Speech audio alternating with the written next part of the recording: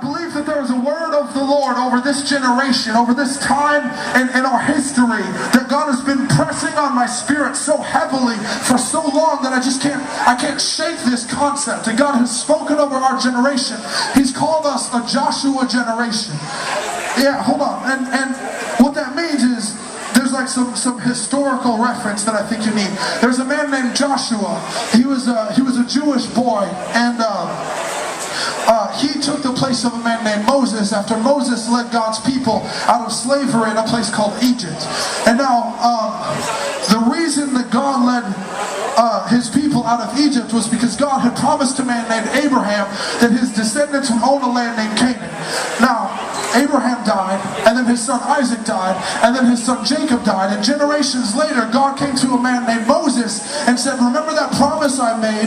I'm going to fulfill that promise through you. And so Moses led these people out of the land that they were in bondage in, but not necessarily into the land that God had promised them. That was Joshua. Now, Joshua, before he entered this land called Canaan through a city called Jericho, he met with the commander of the Lord's army, and the commander of the Lord's army said, Joshua, what I need for you to do is to take all the people, 3 million people, and march around this city once a day for 7 days. And then on the 7th day, I need you to do it 7 times. And on the 7th time, have the priests blow this horn called a shofar. And when you blow that, the walls to the city are going to come crumbling down. And finally, the promise that I made generations previous to you is going to be fulfilled. Now follow me here. What I mean when I say that we are a Joshua generation is that the promises that God made to generations before us will finally be realized in our time. That the promises that like Jesus made when he said that you'll do the same things that I have done and greater, or like when Paul said that we are more than conquerors through him who loved us, like when these promises that were made to us, that like the prayer offered in faith will heal the sick, these promises that were made to us that dictate that we will walk in authority and dominion and influence in the world, in this kingdom of heaven will finally be the safe haven for the rest of the world from sickness and disease and depression and suicide and addiction. I believe that these are the promises that our generation has been ordained to carry out. And I know this is kind of heavy stuff and you might not get this in youth group. Well, it's a good thing that you came here because I believe that this is important.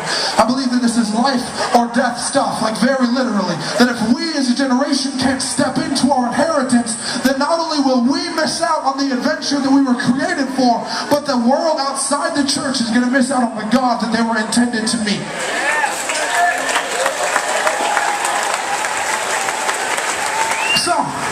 So before we go any further, I don't know if you guys caught it a second ago. I said that God commanded this guy Joshua to walk around the city once a day for 7 days, and then on the 7th day to walk around the city 7 times, and then on the 7th time to have the priests blow a horn called a shofar, and when you do that, the walls are going to crumble.